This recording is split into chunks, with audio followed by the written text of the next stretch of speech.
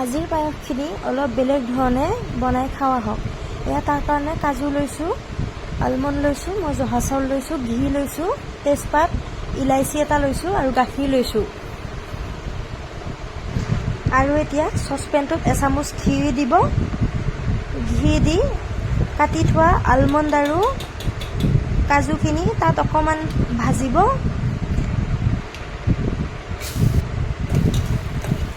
আৰু লগালগ তাত গাখীৰ দি দিব। গাখীৰ দি ভালকৈ লৰাই দিব।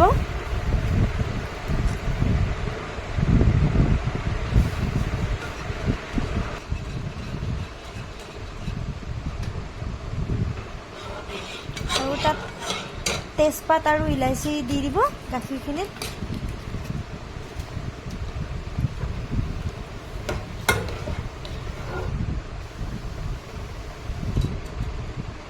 আৰু এতিয়া গাখীৰখিনি উতলি অহাৰ লগে লগে তাত চাউল দিব। আৰু চাউলখিনি ভালকৈ সিজিব লাগিব। তো এইফালে মই সৰু পেন এখনত চেনি লৈছোঁ। চেনিখিনি এনেকৈ ইয়াতে গলাই ল'ম আৰু তাত অকণমান পানী দি দিম। চেনিখিনিত অলপমান পানী দি এনেকৈ লৰাই দিলে চেনিখিনি সোনকালে গলি যাব।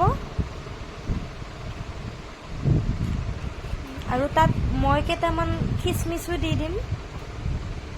আৰু এইফালে চাব যাতে চাউলটো সিজিছে। আৰু চাউলখিনি সিজাৰ পিছত চেনিখিনি ধুনীয়াকৈ ইয়াত দি দিব। ইয়াত দি দিয়াৰ পিছত দেখিব ইমান ধুনীয়া হৈ যায় কালাৰটো, আৰু খাবলৈও বহুত টেষ্টি হয়। আৰু একেবাৰে ইজি আৰু একদম বহুত টেষ্টি হয় খাবলৈ। আৰু বনাই চাব কেতিয়াবা, নিশ্চয় খাই ভালেই পাব।